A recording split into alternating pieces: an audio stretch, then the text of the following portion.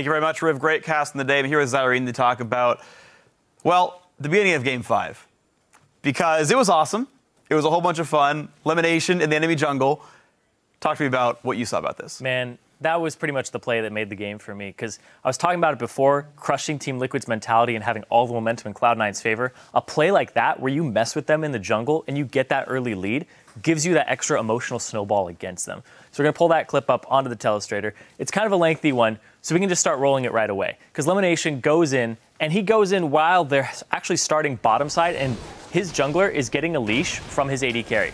So it's going to be a little faster that the jungler can come to reinforce him. He walks up, no threat of any gap closers on him, and he immediately starts chipping away at Quas.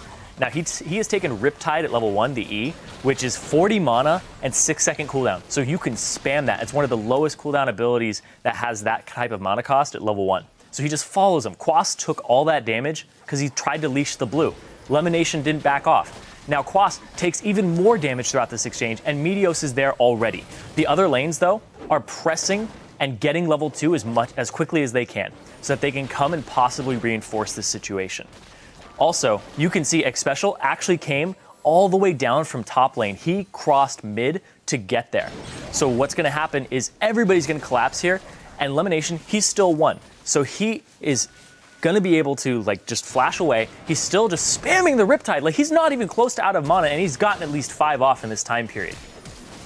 Big thing here is the reinforcement and how everybody groups up. Because now Sneaky's there and Lyssandra's there, Hai is there. These are two of the best champions to have in this situation where you're just layering your boomerang blades and your Qs across them.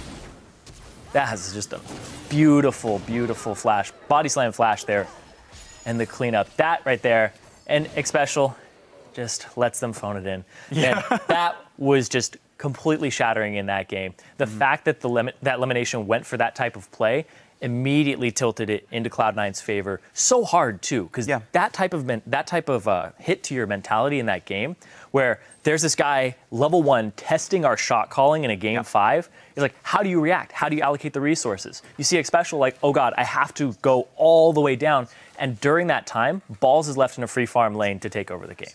And it was really interesting because the exact same level 1 plan came out in game 1, by the way. And Lemon does it all the time. We talked about it on the desk, yeah. Elimination goes in for the invade. It's a 2-on-2, so he has to back out. But that actually hurt his, back in game 1, that actually hurt Sneaky because Sneaky's stuck in a 1-on-2 for an extra 30 seconds. And it snowballs the game in a very small way that ends up mattering a whole lot.